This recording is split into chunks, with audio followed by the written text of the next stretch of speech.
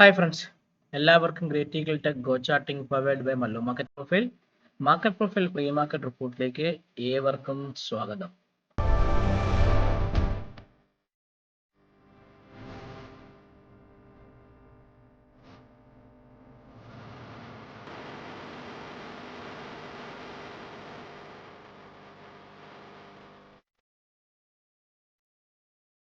കഴിഞ്ഞ 4-5 ദിവസമായിട്ട് കിളി പോയ ദിവസമായിരുന്നു. മൊത്തത്തിൽ പനിയും ഫീവറും മൈഗ്രെയിനും എല്ലാം കൂടെ അടിച്ച് മൊത്തത്തിൽ ഒരു കിളി പോയ ദിവസമായിരുന്നു. മാർക്കറ്റ് ഇതിനിടയ്ക്ക് ഞാൻ പറഞ്ഞ പ്രകാരമുള്ള 26,200 നിഫ്റ്റി തന്നിട്ടുണ്ടായിരുന്നു. നിങ്ങൾ നോക്കി അറിയാൻ പറ്റും. എൻ്റെ മുഖത്തും കുറച്ച് കടുപ്പൊക്കെ ഉണ്ട്. കാരണം ആ ഒരു ഫീവർ അങ്ങോട്ട് മാറിയെങ്കിൽ കൂടി ബോഡിക്ക് ആ ഒരു എന്താണ് ക്ഷീണം ഉണ്ടല്ലോ. അത് സ്വാഭാവികമായിട്ടും എൻ്റെ ഇതിലുണ്ട്. അപ്പോൾ ദേവി ക്ഷമിക്കുക, കഴിഞ്ഞ 2 ദിവസത്തെ വീഡിയോ ഇടാൻ പറ്റിയിട്ടില്ലായിരുന്നു. കാരണം എൻ്റെ ഹെൽത്ത് ഒട്ടും ഓക്കെ അല്ലായിരുന്നു, അതുകൊണ്ട് മാത്രമാണ്. സോ നമുക്ക് മാർക്കറ്റിൻ്റെ ലെവൽസിൻ്റെ ബാക്കി കാര്യങ്ങളൊക്കെ പുതിയതായിട്ട് വരച്ചു തുടങ്ങാം. കാരണം കഴിഞ്ഞ തേഴ്സ്ഡേയിൽ വീഡിയോ ഇല്ലായിരുന്നു. ഫ്രൈഡേ ലെവൽസ് ഇപ്പോൾ അതിൻ്റെ ഒരു കാര്യമില്ലല്ലോ. അപ്പോൾ നമുക്കൊരു കാര്യം ചെയ്യാം, മാർക്കറ്റ് പ്രൊഫൈൽസിൻ്റെ ഇന്നത്തെ നാളത്തെ ലെവൽസിൻ്റെ കാര്യങ്ങളിലേക്ക് പോയിട്ട് ബാക്കി കാര്യങ്ങൾ ഡിസൈഡ് ചെയ്ത് കൃത്യമായി നോക്കാം.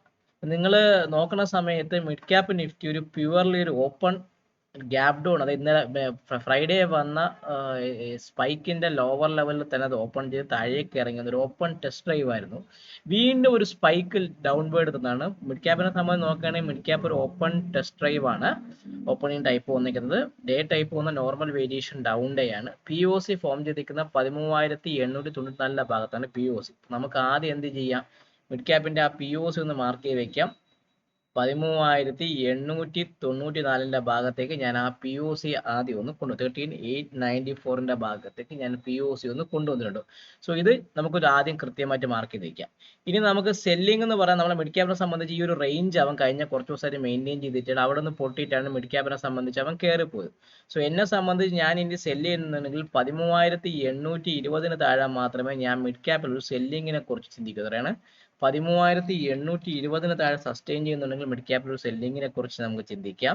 ആ സെല്ലിങ് ഫസ്റ്റ് ഈ ടാർഗറ്റിലേക്ക് പോകും. 790 ഒരു ഇമ്പോർട്ടന്റ് ഫസ്റ്റ് ടാർഗറ്റ് അവിടെയാണ്.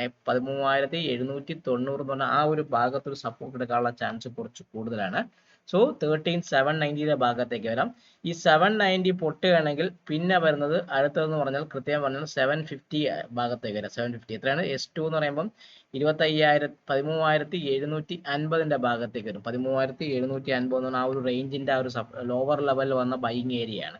അത് പൊട്ടുകയാണെങ്കിൽ സീതാ നമ്മൾ ഇവിടം വരെ വരും. 13,690 ഭാഗത്തെ, അതായത് ഗ്യാപ്പ് ഫില്ല് ചെയ്യാൻ വേണ്ടി വരും. 13,690 എന്ന് പറഞ്ഞാൽ ആ ഭാഗത്തേക്ക് വന്ന് ആ ഗ്യാപ്പ് അങ്ങ് ഫില്ല് ചെയ്യാൻ വേണ്ടി വരും. ചുരുക്കി പറഞ്ഞാൽ 13,820 പൊട്ടുകയാണെങ്കിൽ മിഡ് ക്യാപ്പിനെ സംബന്ധിച്ച് 13,790 ഭാഗത്തേക്ക് വരാം, 13,750 വരാം. അതിനുശേഷം വന്ന ഗ്യാപ് ഡൗൺ വേണമെങ്കിൽ ഫില്ല് ചെയ്യാനുള്ള ചാൻസ് ഉണ്ട്. സോ മിഡ് ക്യാപ്പിനെ സംബന്ധിച്ച് ഓപ്പൺ ടെസ്റ്റ് ഡ്രൈവ് ആണ്, നോർമൽ വേരിയേഷൻ ഡൗൺ ഡേ ആണ്. ഇനി നമുക്ക് ബുള്ളിഷ് റെഫറൻസ് എന്ന് പറയുമ്പോൾ ഇനി ഞാൻ എടുക്കുന്ന ബുള്ളിഷ് റെഫറൻസ് എന്ന് പറഞ്ഞാൽ എന്നെ സംബന്ധിച്ച് പറഞ്ഞാൽ ഈ ഒരു 13,950 മുകളിൽ മാത്രമേ ഞാനൊരു ബുള്ളിഷിനെ കുറിച്ച് 13,950 മുകളിൽ മാത്രമേ ഞാൻ ഒരു ബൈയെ കുറിച്ച് ചിന്തിക്കുന്നുള്ളൂ. അങ്ങനെയാണെങ്കിൽ ആ ബൈ എവിടെ വരാം? 14,000 എന്ന് പറഞ്ഞ ഒരു ഇന്നത്തെ ക്ലോസിങ്ങിന്റെ ഭാഗത്തേക്ക് വരാം. 14,000 ഭാഗത്തേക്ക് വരാം. ഫസ്റ്റ് ടാർഗറ്റ് 14,000 ഭാഗത്തേക്ക് വരാൻ പറ്റും. അതിന് മുകളിൽ സസ്റ്റെയിൻ ചെയ്യുന്നുണ്ടെങ്കിൽ ഈ ഒരു POC കണ്ടല്ലോ, കഴിഞ്ഞ വ്യാഴാഴ്ചത്തെ POC 14,048 neutral stream down day ആണ്. ഫെയിൽഡ് ഓപ്ഷൻ വന്ന POC ആയ 14,048 ഭാഗത്തേക്ക് വരാനും, അതിന് മുകളിൽ സസ്റ്റെയിൻ ചെയ്യുന്നുണ്ടെങ്കിൽ ഈ ഒരു ഹൈ അഥവാ 14,080 ഭാഗത്തേക്ക്, എത്രയാണ്? 14,080 ആ ഒരു റേഞ്ചിന്റെ ഭാഗത്തേക്ക് വരാം. 14,080 ഭാഗത്തേക്ക് വരാം. ക്ലിയർ ആവുന്നുണ്ടല്ലോ? ഇതായിരിക്കും മിഡ് ക്യാപ്പിനെ സംബന്ധിച്ചുള്ള ഒരു റെഫറൻസ് ലെവല്. കൃത്യമായിട്ട് വാച്ച് ചെയ്ത് നോക്കുക. 13,950 മുകളിൽ മാത്രമേ സസ്റ്റെയിൻ ചെയ്താൽ മാത്രമേ ബൈയെ കുറിച്ച് നിങ്ങൾ ചിന്തിക്കാവുള്ളൂ. 13,820 താഴെ സസ്റ്റെയിൻ ചെയ്യുന്നുണ്ടെങ്കിൽ എന്ത് ചിന്തിക്കാം? ഒരു സെല്ലിംഗ് ഫിഗറിലേക്ക് വന്ന് വേണമെങ്കിൽ ഈ ഗ്യാപ്പ് വരെ ഫില്ല് ചെയ്യാനുള്ള ചാൻസ് മിഡ് ക്യാപ്പിനെ സംബന്ധിച്ച് വളരെയധികം കൂടുതലായിരിക്കും. സോ ഇതാണ് മിഡ് ക്യാപ്പിനെ സംബന്ധിച്ചുള്ള ഒരു ട്രേഡബിൾ ആക്ഷൻസ്.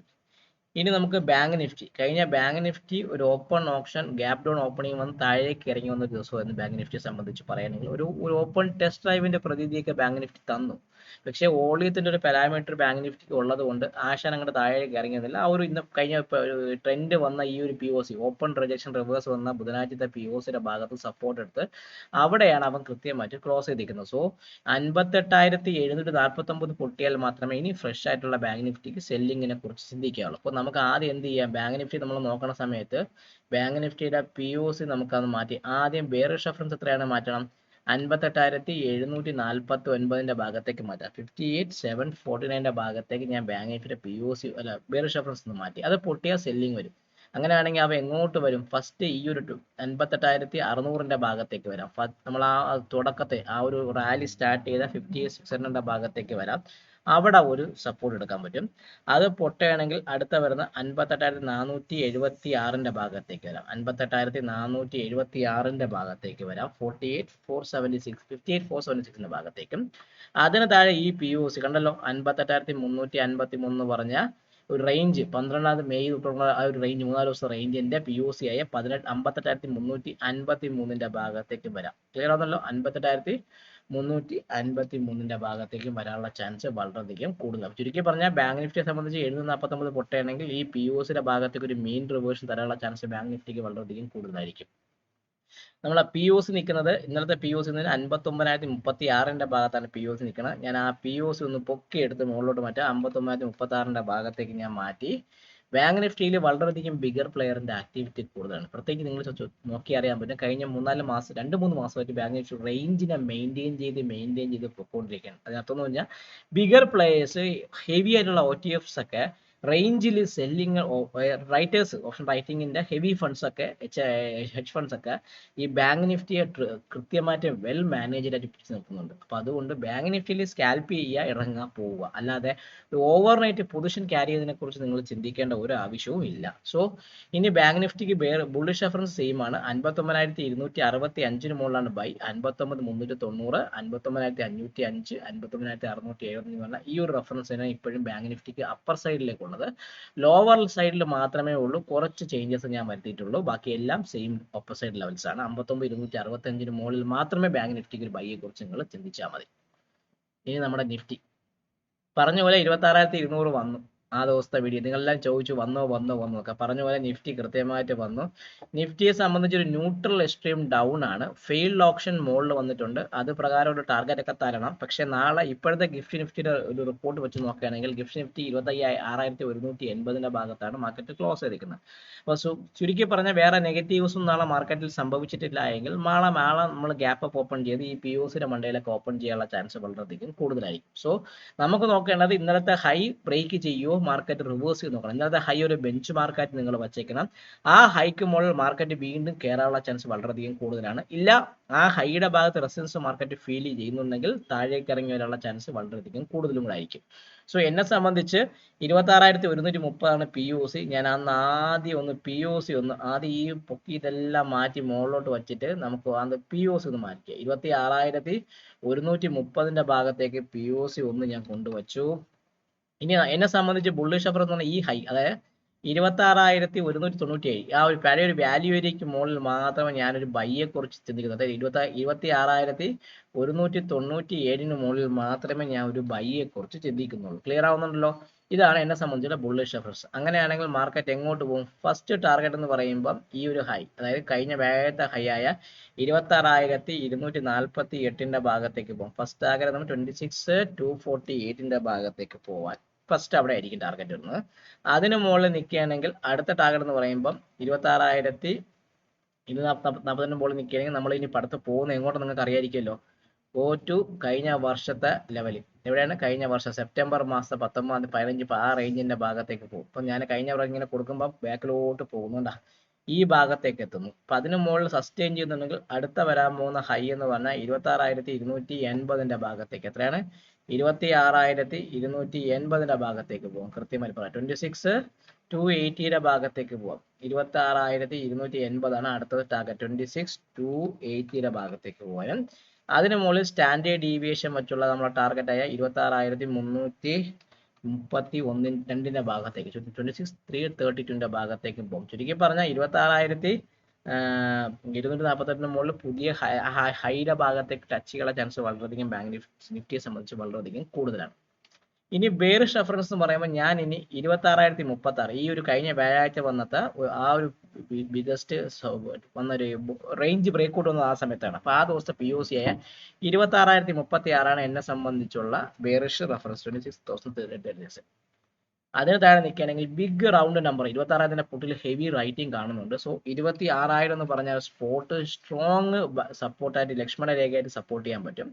26,000 പൊട്ടുവാണെങ്കിൽ അടുത്ത വരാൻ പോകുന്നത് 25,940 ഭാഗത്തേക്ക് വരാം. 25,940 ഭാഗത്തേക്ക് 25,940 ഭാഗത്തേക്ക് മാർക്കറ്റ് വരാനും 25,940 പൊട്ടുകയാണെങ്കിൽ അടുത്ത വരുന്നത് 25,897 എത്രയാണ് S3 എന്ന് പറയുമ്പോൾ 25,897 ഭാഗത്തേക്കും വരാനുള്ള ചാൻസ് വളരെയധികം മാർക്കറ്റിൽ കൂടും. ചുരുക്കി പറഞ്ഞാൽ 26,036 പൊട്ടാതെ കാത്തിരിക്കുക. പൊട്ടിക്കഴിഞ്ഞാൽ മാർക്കറ്റിൽ ഒരു സെല്ലിംഗ് വീണ്ടും സ്റ്റാർട്ട് ചെയ്യും.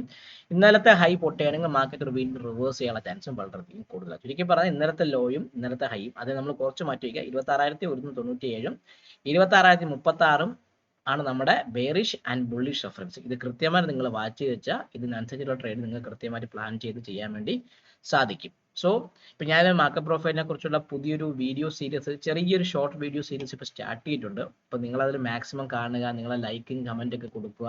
അപ്പോൾ ഇതേപോലെ ഈ ഷോർട്ടായിട്ട് ഇഷ്ടംപോലെ മാർക്കറ്റ് പ്രൊഫൈലിനെ കുറിച്ചുള്ള കാര്യങ്ങൾ, ഓർഡർ ഫ്ലോയെ കുറിച്ചൊക്കെ കാര്യങ്ങളൊക്കെ ഞാൻ എൻ്റെ വീഡിയോയിൽ ഇനി വരുന്നതാണ്. അപ്പോൾ നിങ്ങൾക്ക് വേണ്ടിയിട്ടാണ് ഞാൻ ചെയ്യുന്നത്. അത് പഴയ കഴിഞ്ഞ ആഴ്ച ഷൂട്ട് ചെയ്ത് വെച്ച വീഡിയോസ് ഒക്കെയാണ് അവരിപ്പം എൻ്റെ ടീം ഇപ്പോൾ എഡിറ്റ് ചെയ്തിട്ട് ഇട്ടുകൊണ്ടിരിക്കുന്നത്. അപ്പോൾ പുതിയ വീഡിയോസ് അടുത്ത തിങ്കളാഴ്ച ചൊവ്വാഴ്ചയൊക്കെ വീണ്ടും ഷൂട്ട് ചെയ്ത് അവർ എഡിറ്റ് ചെയ്ത് കെട്ടിക്കൊണ്ടിരിക്കും. മാക്സിമം അതിനെ ലൈക്ക് ചെയ്യുക, കമൻറ്റ് ചെയ്യുക, നിങ്ങളെ ട്രേഡിംഗ് ഫ്രണ്ട്സിനൊക്കെ അതൊക്കെ അയച്ചു കൊടുക്കാൻ വേണ്ടി മാക്സിമം ശ്രമിക്കുക. പിന്നെ പുതിയൊരു മാർക്കറ്റ് പ്രൊഫൈലിനെ ഓർഡർ ഫ്ലോയുടെ അഡ്വാൻസ് ആയിട്ടുള്ള ഒരു ബാച്ചിനെ കുറിച്ച് നിങ്ങൾ പലരും ചോദിക്കുന്നുണ്ട്. ആ ബാച്ച് ഉടനെ സ്റ്റാർട്ട് ആകാൻ പോവുകയാണ്. അതിനെക്കുറിച്ച് അറിയാൻ വേണ്ടിയിട്ട് എൻ്റെ തമിഴിൽ കാണിച്ച നമ്പറിൽ നിങ്ങൾ ബന്ധപ്പെടുക. അതുകൂടാതെ ഇന്ന് രാത്രി 8 മണിക്ക് യൂട്യൂബിൽ ഞാൻ ലൈവ് വരെയാണ്. കുറേ നാൾക്ക് ശേഷമാണ് യൂട്യൂബിൽ ലൈവ് വരുന്നത്. സോ നിങ്ങളുടെ സംശയങ്ങൾക്കും നിങ്ങളുടെ ചോദ്യങ്ങൾക്കുള്ള എല്ലാ ഉത്തരങ്ങളും നമുക്ക് ഇന്നത്തെ രാത്രിത്തെ മീറ്റിംഗിൽ ഇരുന്ന് ഡിസ്കസ് ചെയ്യാവുന്നതാണ്. സോ രാത്രിത്തെ യൂട്യൂബ് 8 മണിക്കുള്ള ലൈവ് മറക്കാതിരിക്കുക. നിങ്ങൾ കയറുക, നിങ്ങളുടെ പാർട്ടിസിപ്പേഷൻ ഉറപ്പുവരുത്തുക. എല്ലാവർക്കും take care and bye bye and happy Sunday to all of my trading friends.